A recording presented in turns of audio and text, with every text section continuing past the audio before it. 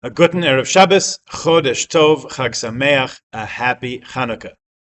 This is a time of year, or it should be a time of year, when Jewish communities get together and light the menorah, eat latkes and donuts, maybe give gifts, and sing in thanks to God for miracles we experienced a long time ago. That's the way it should be. This year, it's not. The slaughter of Jews gathering for the first night of Chanukah on Bondi Beach in Sydney, the smoke bomb attacks on Jews in Amsterdam, uncovering of planned attacks in Los Angeles, and probably others we haven't heard of yet, all make us anxious and nervous. As we sit in our shul in quiet, peaceful Toronto, behind our shattered synagogue windows, we have a lot of questions. Why? What is it about us that people cannot abide, whether we're lighting a menorah to commemorate and celebrate our holiday or gathering in our shul to pray? It would be nice if we had some answers, but we don't really. We can blame politicians for allowing things to get out of hand and harassment and violence to go unchecked. Others are blaming the government for allowing so much immigration, keeping in mind that in history we were the ones kept out under the same premises. But we really don't have solid answers. There's no one place we can point and say, see, if this hadn't happened, we wouldn't be in this situation today. So we continue choosing up sides and blaming, resenting, denigrating our politicians and our leaders. In the absence of answers, let's go back to our questions and see how they yield some insight for us, some guidepost or compass in how to navigate challenging times. Because from the viewpoint of this moment, it looks like things could get worse before they begin to get better. Then again, you never know. It's a season of miracles. And the only ones we have control over are ourselves. Maybe that's the place to start. One classic question that comes up at this time of year is called the question of Rabbi Yosef Karo, the Kasha of the Beis Yosef. Rabbi Yosef Karo lived in Tzfat in the late 1500s, compiled the Shulchan Aruch, the authoritative code of Jewish law that we still consult constantly. In the Ashkenazic world, he's called not Rabbi Yosef Karo, he's called the Mechaber, the compiler. It's assumed you know what it was that he compiled. And the Sfardim simply call him Maran, our rabbi.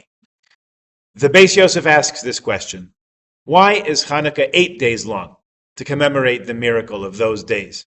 If you look at the story carefully, there were really only 7 days of miracles.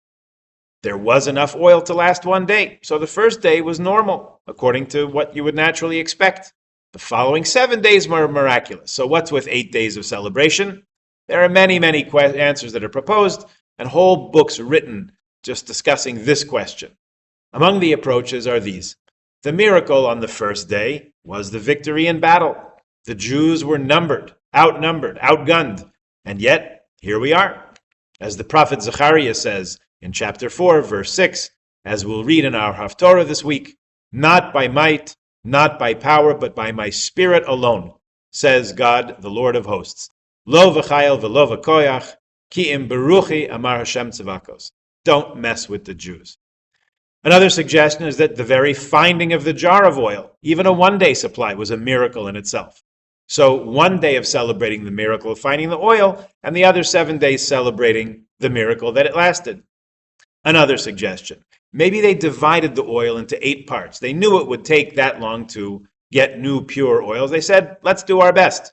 We'll light 1/8 of the oil each day, even though that isn't the mitzvah done properly, but we figure better that than nothing.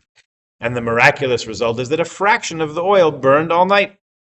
Yet another possibility, maybe when they poured the oil from the bottle into the menorah, the bottle stayed full. Isn't that special? They poured and they poured, but the original container stayed full. We had a Haftorah like that a few weeks ago.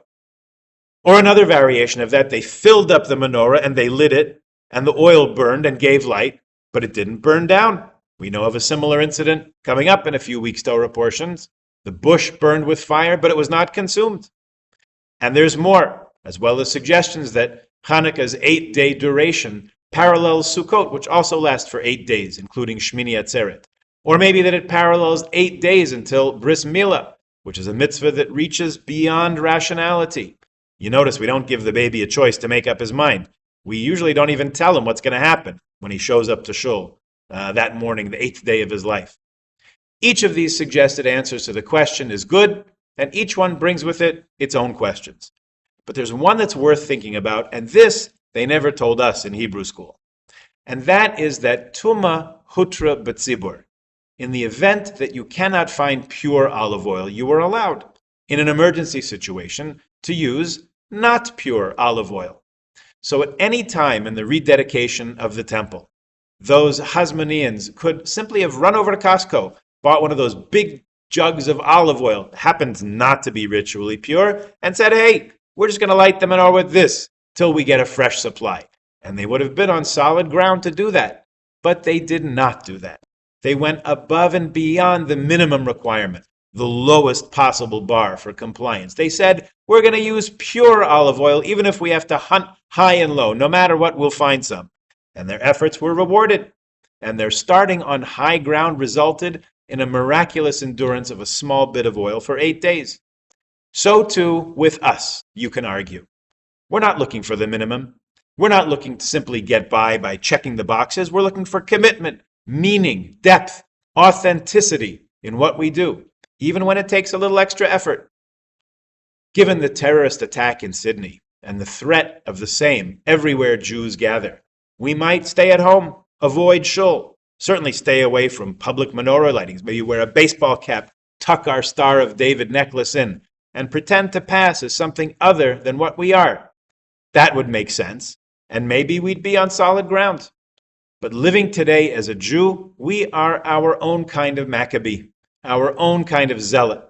We're going to go proudly into the public square, proclaiming our loyalty to our people and to our faith, wearing it on our sleeve. We won't apologize to anyone for what we are, and we know by now that we're all in this together. So while every year the Chanukah story teaches us a profound life lesson about lighting up the darkness, this year it's that much more important and vital than in years past. This year, thankfully, for the first time in several years, we don't have to wonder whether the hostages are managing to sing Ma'oz Tzur in the tunnels of Gaza. We know that almost everybody is home. We weep along with the families of Sydney and their relatives around the world, including us and their extended family of the Jewish people. And most of all, it's our commitment beyond reason, beyond rationale, to who we are and what we do that gives us strength, and in that, we all give one another strength. As we continue to increase the light each night, we look forward to a world that will finally be free of the darkness of hatred and violence, and instead will shine with the bright light of peace. It cannot come soon enough. Shabbat Shalom, Chodesh Tov, Chag Urim Sameach, a Freilichen Chanukah.